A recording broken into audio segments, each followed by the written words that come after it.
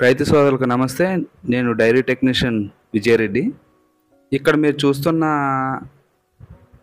ఈ డైరీ ఫామ్‌లో milking machine ద్వారా మిల్క్ తీయటం అనేది జరుగుతుంది. గల కారణం ఏమిటంటే, ఇక్కడ గతంలో బిహారీ లేబర్లు పనిచేసేవారు.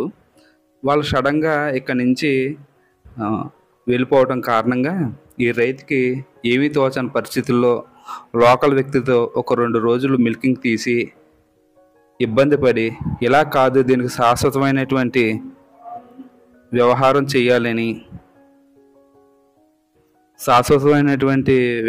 చేయాలని దానికి ఈ రైతు చాలా దిక్కులన ఎంక్వైరీ చేసుకోగా, నాతో ఇతనికి గతంలో ఉన్న పరిచయాల కారణంగా నేను మిల్కింగ్ మిషన్ సజెషన్కి చెప్పడం అనేది జరిగింది.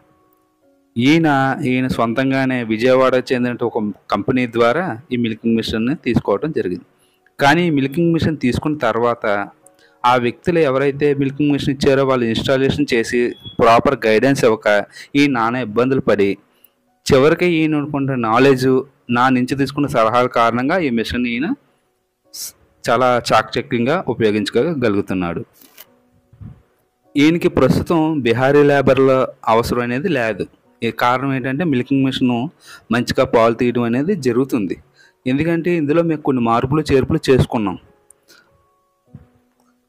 గేదెల నుంచి పాలు పిండటం అసాధ్యమని చాలామంది అపోహ మాత్రమే ఉంటుంది మిల్కింగ్ మిషన్ ద్వారా. కానీ మిల్కింగ్ మిషన్ ద్వారా గేదెకి పాలు తీయచ్చు, ఆవుకి పాలు తీయచ్చు. నిజానికి మిల్కింగ్ మిషన్ ద్వారా తీయటమే శ్రేయస్కరం. పాలు చాలామంది రక్తం వస్తుంది, లేకపోతే ఇంకో రకంగా ఉంటుంది, పొదుగులు వాచిపోతాయి అనే భ్రమతో ఉన్నారు.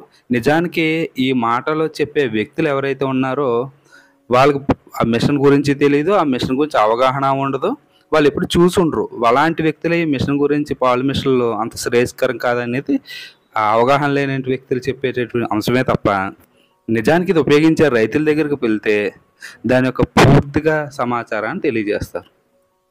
ఎప్పుడైతే మనం ప్రాపర్ టెక్నాలజీకి వెళ్తామో ఆ డైరీ ఫాము శాశ్వతంగా చిరకాలం వర్ధిల్లుతుంది. ప్రస్తుతం టెక్నాలజీ వైపు వేసే డైరీ ఫారాలు మాత్రం శాశ్వతంగా ఉంటాయి.